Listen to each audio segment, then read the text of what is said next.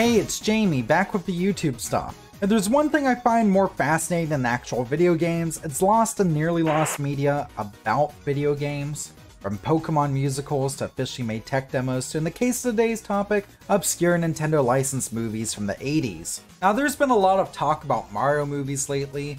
Illumination, you know, the Minions people, they're making a Mario movie that should be out next year featuring Chris Pratt as Mario. Now with that has come discussion of what most in North America remember as Nintendo's lovable mascot's first movie. That really uncomfortable live-action film from 1993 with Dennis Hopper as Bowser.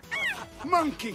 But as it turns out, Mario did grace the big screen before the 90s film. Predating even the Super Mario Bros. Super Show in the West, this is Super Mario Bros. The Great Mission to Rescue Princess Peach from 1986. And it holds the distinction of not just being the first ever Mario movie, but also being tied for the record of being the first ever movie to be based on a video game property. The same day it launched, Running Boy: Star Soldier's Secret was released. What both of these films have in common though is that they never left Japan.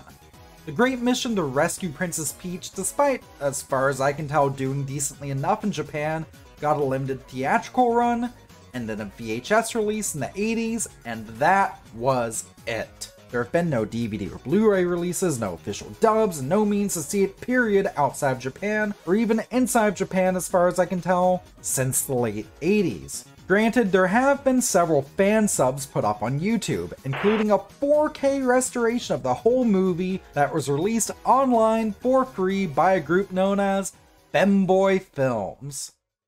God, I love the internet. But before we get into our main mushroom course today, that was supposed to be cleverer than it came off. But anyways, I'd like to mention today's sponsor. Today's video is brought to you in part by PCBWay.com. So, PCBWay is really cool because along with doing PCB printing, they have this community section where people who are part of the ever-growing PCBWay community can submit their own PCB designs. So let's say you want to pull out your old NES, play some Mario, and really just deck out your system. They can help you with that. Take advantage of services from 3D printing to CNCing to, of course, mass PCB design and printing. I've gotten custom Game Boy cartridges and controller adapters from them, and there's so much stuff here that's always being added that there's no reason to not keep checking back on a regular basis for new designs. So check out PCBWay.com. Let them power up your next maker project. You can check them out using the link in the description below, and with that, let's get back to your regularly scheduled content. Now, I do want to go through this movie in full so I can get my full critical thoughts across. I mean, there's not a lot of looks at it on YouTube, and the most popular is from that guy who did a really shitty take on Pink Floyd's The Wall. But first, I want to go through a little bit of the production info I could dig up. This hour-long Mario adventure was produced by the Shochiku Fuji company, goodness I probably butchered that, and Grouper Productions, with some aid from Nintendo's staff. Unlike a lot of later Western video game movies, a point was made to incorporate a ton of references and assets from the original Super Mario Bros. Games on the NES, or I guess Famicom since it was Japan. And by the way, the original Mario game was barely a year old when this came out. That game originally came out in September 1985. And sure, it was a hit, but by July 86, when The Great Mission to Rescue Princess Peach came out, the newest game was Super Mario Bros. 2. Not the one we got over here, the Japanese version. You know, the one that, when it did come out over here, was released as Lost Levels. It was basically a ROM hack of the original game that made Luigi playable. There's been so many videos on it. Just know it was more Mario, except this time hard as hell. And keeping the movie faithful to the games, a lot of the soundtrack featured music lifted straight from the games, though often is arranged as well, and it follows the basic plot from Super Mario Bros. 1. Oh yeah, that game had a plot. I know it doesn't give you much to go on. Press start at the title screen, you're just kind of thrown into it. And that simplicity is part of what has helped it remain so accessible even nowadays. But yeah, there actually was a story. Here is how that story was told in the American Manual for Mario 1 on NES. One day, the kingdom of the peaceful mushroom people was invaded by the Koopa, a tribe of turtles famous for their black magic. The quiet, peace-loving mushroom people were turned into mere stones, bricks, and even filled horsehair plants, and the mushroom kingdom fell into ruin. The only one who can undo the magic spell on the mushroom people and return them to their normal selves is Princess Toadstool, the daughter of the Mushroom King. Unfortunately, she is presently in the hands of the great Koopa Turtle King. Mario, the hero of the story, maybe, hears about the Mushroom People's plight and sets out on a quest to free the Mushroom Princess from the evil Koopa and restore the fallen kingdom of the Mushroom People. You are Mario. It's up to you to save the Mushroom People from the black magic of the Koopa. And that's pretty much the story. Over time, throughout countless ports and remakes and retellings, that story has been ever so slightly fleshed out more. Red Boy Mario here is often joined his adventures by his green cowardly brother Luigi. King Koopa later starts being referred to as Bowser. Japan, from the start, Princess Toadstool was referred to as Peach, and the Mushroom People were called the Toads. Also, Mario and Luigi are plumbers who mysteriously end up in the Mushroom Kingdom, and Bowser's main intent with capturing Peach is forcing her to marry him. It's a story that's played out countless times across countless Mario games. Most of them really have the same damn story, even as recently as in Super Mario Odyssey on the Nintendo Switch. And if we pop in our 4K VHS here and grab some popcorn, we'll see that the great mission to rescue Princess Peach starts off very similarly. The movie begins with Mario playing a Famicom. Now that's what I call meta. He's playing some generic looking 2D platformer as well until suddenly his TV goes haywire and a bunch of Mario game stuff shoots out of it. Goombas, Koopas, and of course Princess Peach. Peach warns Mario that she and her kingdom are in danger and that she's being sought after by Bowser, who then immediately shows up to cause some trouble. What's pretty surprising is that Mario's a bit cowardly here at first. Yeah, that's a weird change. When we get into the movie proper, Luigi ends up coming off as more of the level-headed one, while Mario grows as a character and becomes more brave as the story goes on. Interesting take. And yeah, Luigi is blue here. I don't get it either. Back at the beginning, Bowser kidnaps Peach and escapes back into the TV. Game over. No, literally, they throw up a game over screen. But instead of immediately cutting to credits like some sort of joke, it just cuts to the opening, which had this oddly catchy 80s anime theme tune. I can't understand a single thing that's being said, but you know what? It's pretty nice to listen to, it's good stuff. The next scene is where we really see some liberties being taken. Luigi doesn't believe Mario about the whole princess coming out of a video game and being kidnapped thing, but Mario's found a necklace that Peach was wearing, and the next day shows it off to Luigi. Now, you know how Mario is famously a plumber? Yeah, not here. He and Luigi in this universe run an old-fashioned grocery store, with Mario running the bakery section. Soon a blue dog appears and eats the necklace and runs off. Mario and Luigi follow suit, end up going down some pipes, and said pipes poop away and take them to the magical Mushroom Kingdom. Alright, now here's where some crazy shit happens. Now this blue dog here, who is named Kibidango, I'll just call him the dog. Well, he apparently belongs to Gandalf, who informs Mario that King Koopa of the Turtle Tribe has kidnapped Princess Peach, is going to force her to marry him, and has laid a curse in the Mushroom Kingdom. Their wedding will take place on Friday the 13th, but Mario and Luigi can stop them by gathering the 3 pieces of the mystical Triforce. Would now be a good time to mention that the original Zelda game was only a few months old by this point. And like in Zelda, the 3 pieces are spread across the land and, when combined, will grant the user terrific power. Though, as this is a Mario movie, the Triforce here is made up of a red mushroom, a fire flower, and a power star. Mario, after showing Gandalf his favorite racial stereotype, vows to rescue the princess. Luigi, however, needs some incentive. Gandalf then informs him that many of the blocks and creatures of the lands contain gold coins within, and any coins that he gets, he can keep. Mario and Luigi then set off on their adventure, with the blue dog in tow. And even though it's only a few minutes after the opening, the main theme kicks back in for a travel montage. Something you've probably realized by now is that this movie was made on a budget. I mean, the voice acting is fine enough, even if Mario's actor is no Charles Martinet, but there's a lot of repeated backgrounds and assets. These travel scenes, and trust me, there's a good few of them, have a lot of reused animations and backgrounds. It kinda reminds me of a montage from an old Hanna-Barbera cartoon. There's also this one shot from the front that's done a few times, it's just the jankiest thing I've ever seen. Mario's head looks too big for his body. He should really see a doctor about that. But that's not to say that it's all bad to look at. Even though the reuse of animations and assets is very, as I said, Hanna-Barbera-esque, much like those old Hanna-Barbera cartoons, it's really vibrant and actually pretty fun to look at, even if it often crosses into the realm of looking like a drug-fueled fever dream at times. I guess you could say it sometimes looks like it was made under the influence. of mushrooms. Along the way to find the pieces of the Triforce, Mario and Luigi are pursued by these two Goombas, who are often up to no good. Oh wow, they actually eat some shrooms and Luigi starts tripping. They just went for it, didn't they? Mario gets carried away by a paratroopa who tries to feed him and his crew to its babies, except apparently Luigi tastes bad, so the paratroopa leaves to get some cake. It appears then that their only way out of this situation away from a perilous gorge below is to scale the mountain the paratroopa's nest is on. Thankfully though, this is also the spot where the mushroom is. I feel like I've seen this trope with characters getting stuck in a bird's nest or something like that a lot in Western animation, and if I remember right, Toad gets into a similar situation in one of the episodes of the Super Mario Bros. Super Show, which, for those not to know, was a Western animation. I don't know where I'm going with this other than I wasn't expecting to see this trope pulled out for an anime, but who knows, maybe it's more common globally than I thought. But anyways, grabbing the mushroom causes a flood of coins to shoot out of the mountainside, and Mario, Luigi, and Dog nearly fall into a pit below. However, they are saved in the nick of time by these baby bird turtle things. They're then dropped off in the mushroom patch from before, and are then greeted by Toad, who in this version of Mario is a girl. Neat! More traveling ensues, including some more trippy imagery, and Mario gets sat on by a turtle. I'm certain there's at least someone out there who's into that. There's another Goomba encounter, Mario and Luigi go through a forest of piranha plants, and Mario and crew then meet Lakitu, who's in charge of said plants. And then Lakitu gives birth to these spiny things. A fight ensues, and then Mario steals Lakitu's cloud, which can apparently control the weather in like a short radius. He then uses the cloud to snow on all the enemies that are encroaching on Luigi and the dog.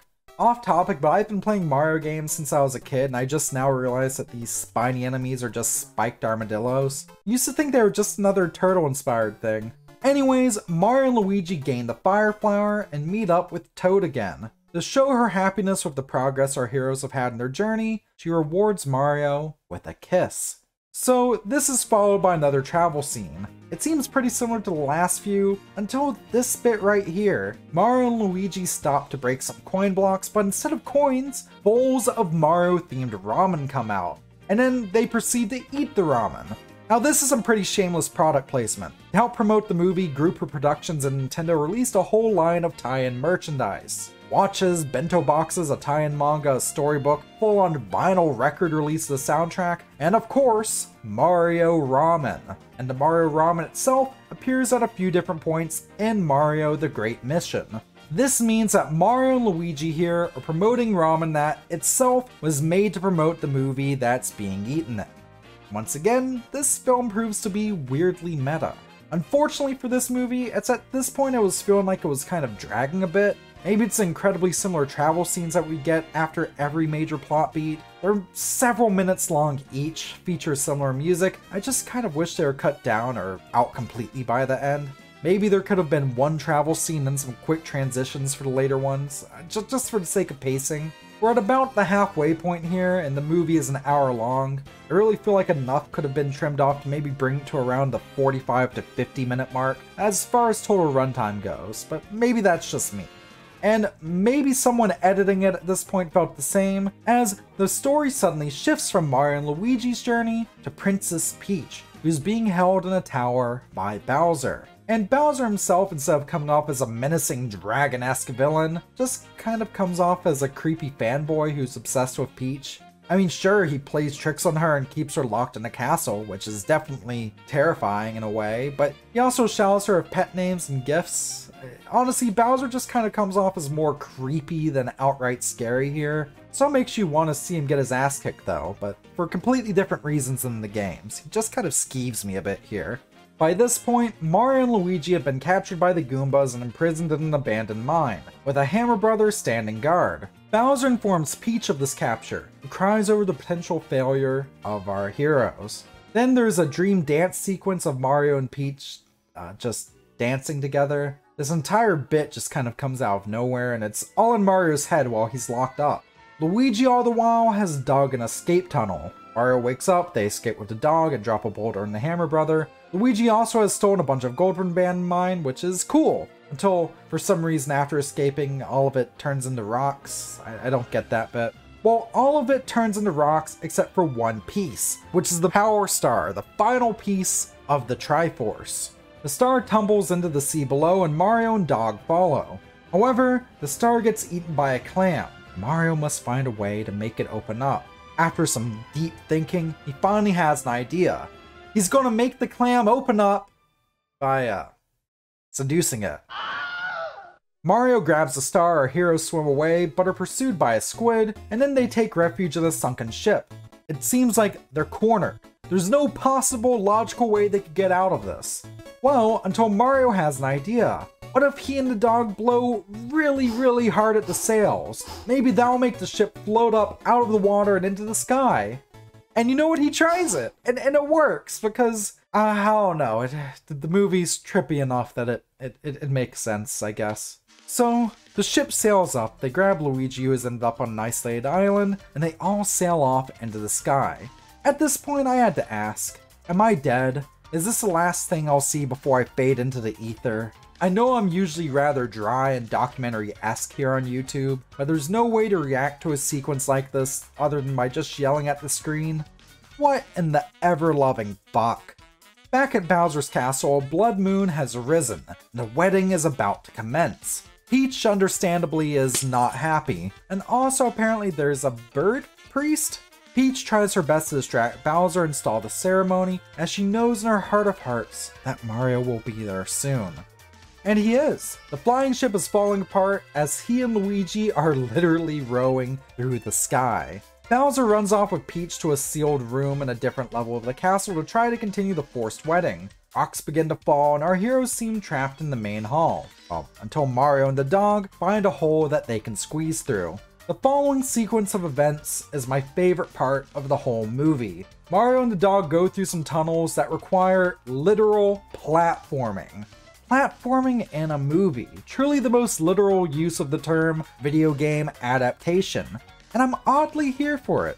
This leads to Mario taking on the Goombas on some moving platforms over a pit of fire. However, this whole time, Luigi has been doing some splunking because, of course he has. Luigi pops out of a water main which puts out the fires, and from there, it's a straight shot to Bowser. Bowser gives Peach her wedding ring, and it's literally bigger than she is, because I guess Bowser had it made to like be Bowser sized, not like person sized. However, at this point the castle is beginning to crumble. Mario eats 2 pieces of the Triforce to try to power up to kick Bowser to the curb. But then instead of eating the star, he just eats more branded ramen. Because we only have a few minutes left and need to sell some more merch. The Power Star, however, falls into a crack in the ground. It seems like Mario is about to get killed, and he is on the ground, with Peach begging for his life. She even offers to marry Bowser if it means sparing Mario, though Bowser, being the big bad and all, rejects this. In his mind, he's gonna kill Mario and then marry Peach anyways. However, Luigi has been off spelunking again, and appears at the last second from below, Power Star in tow. Mario, who is now near death's door, gets fed the star by Luigi, and then enters into a near invincible super form. Bowser gets the ever-loving hell beat out of him. With one final punch, it looks like Team Bowser is blasting off again. With the princess saved and the Koopa King gone, the curse is lifted from the Mushroom Kingdom. Flowers begin to grow over Bowser's castle, and the land itself transforms back to its true form. Life returns to the Mushroom Kingdom, and it seems like Mario is about to be rewarded for his efforts with a kiss from the princess. Except, then the dog turns into a prince who is turned into a dog thanks to the curse that Bowser put in the land. Mario faints, and despite being physically pained from this twist that came out of absolutely nowhere, tells Peach he's just happy to see her happy. This absolute fever dream of a movie seems to end then, with Mario and Luigi traveling off into the sunset, going off to take on new adventures. Or so it seems. Yeah, and one last first, Mario the Great Adventure ends up being one of the earliest movies I've ever seen to feature an after-credits scene. It appears that Bowser has ended up back in wherever Mario and Luigi are from here. I don't know, Brooklyn I guess. And he's taken over their grocery store. The end. Now, I know this is rather crazy, and as I've said multiple times, feels like a fever dream. But, you know what? I still really enjoyed it. Mario the Great Mission is not a fantastic movie. I take Jim Carrey as Dr. Robotnik any day over, well, this, but that's not to say that I didn't have fun watching it. With friends, with alcohol on hand, or with a bit of both, The Great Mission to Rescue Princess Peach is a movie that can absolutely deliver on some good times. Even if it does drag at points, and even if they made Luigi the wrong color, it's definitely one I'll be pulling out next time I do a convention party or something. So on that note, that's it for this look at this 1986 Mario movie that was left in Japan. If you enjoyed this video, then definitely consider dropping me a tip via Super Thanks or becoming a channel member or Patreon patron. Speaking of patrons and members, those are these fine folks here. With that, thank you very much for watching, stay classy, and I'll see you next time.